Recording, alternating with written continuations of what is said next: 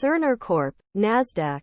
Cern, a global healthcare technology company, stock rose 0.19%, as on April 12, 8:50 a.m. Coordinated Universal Time -4, source, Google Finance, after Argus Research downgraded the previous rating of buy to hold. On the other hand, on December 20, 2021, the company had entered into an agreement and plan of merger, as it may be amended or supplemented from time to time, the merger agreement, with Cedar Acquisition Corporation, merger subsidiary, OC Acquisition LLC and Oracle Corporation, Oracle.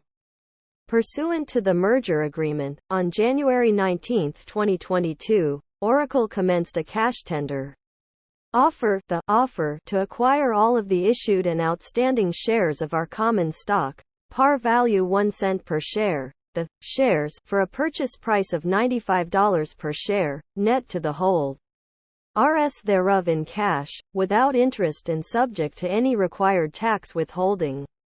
Following the completion of the offer, merger subsidiary will merge with and into Cerner, the merger with Cern. Continuing as the surviving corporation and as a wholly owned indirect subsidiary of Oracle, at which time the shares would cease to be publicly held. We expect the merger to close in calendar year 2022, subject to receiving certain regulatory approvals and satisfying other closing conditions, including Cerner stockholders tendering a majority of Cerner's outstanding shares in the offer.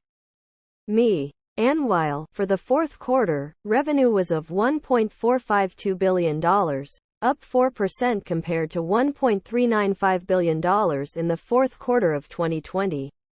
Adjusted operating margin, non-GAAP, was of 23.0%, up 150 basis points from 21.5% in year-ago quarter.